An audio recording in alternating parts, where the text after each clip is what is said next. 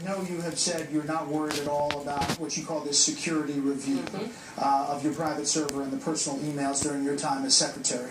But the FBI investigation is still hanging over your campaign, and there are Democrats who are worried about another shoe dropping, potentially with the word that there's immunity for your former IT staffer, Brian Pagliano. You were asked a question about it at the debate last night. You chose not to answer the email part, so I'd like to ask you just a few quick questions on this before we take audience questions on this specific policy. I've heard others say that neither you nor your lawyers have been apprised that you are a target of the investigation. Is that true? Absolutely true. Have you or your lawyers been apprised that any members of your current or former staff are targets of the investigation? Absolutely not.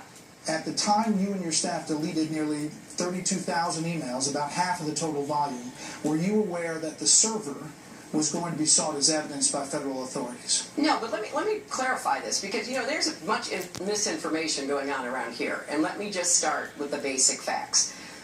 I have said it wasn't the best choice to use a personal email.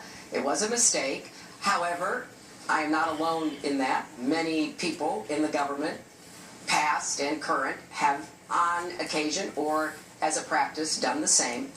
Nothing I sent was marked classified or that I received was marked classified. And specifically with respect to your question, every government official, and this is a legal theory, not just a theory, it's a legal rule, gets to choose what is personal and what is official.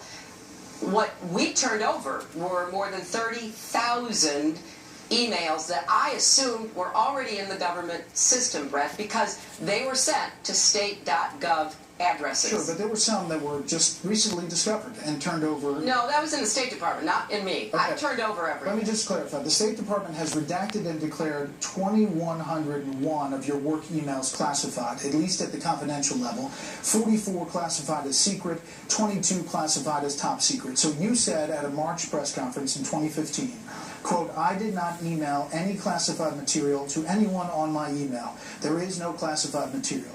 So can we say definitively that that statement's not accurate? No, you can't. Here's what happens. The State Department has a process for determining what is or isn't classified.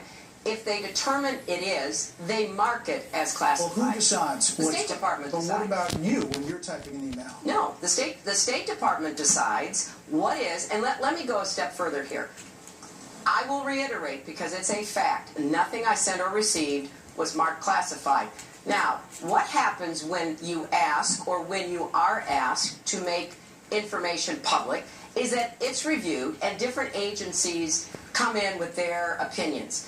As you know, just recently, Colin Powell's emails were retroactively classified from more than 10 years ago. Right. As he said, that was an absurdity. I could not agree more. So your contention now is the 2,101 emails contained information that should be classified at any time. That should be now or then. You're just saying it's not. It wasn't. Shouldn't have been classified. Well, what I'm saying is it wasn't at the time. Now, let's take Mary Smith, who has some information in the government, and she is FOIA'd, Freedom of Information Act. Give us your information, your memos, your emails, whatever it might have been. That then goes through a process. So even though the agency she works in has said none of this is classified, others start to have a chance to weigh in. Sure. So others might say, that wasn't at the time, but now with circumstances, we don't want to release it. So therefore, we have to classify it. I've asked, and I echo Colin Powell in this, release it. And once the American people see it, they will know how absurd this is. So Colin Powell and I are exactly on the same page. We want to get to audience questions. We've got a couple more things there. Let's turn to Douglas Farrick. He's the Vice President of Donor Relations for the United Way locally.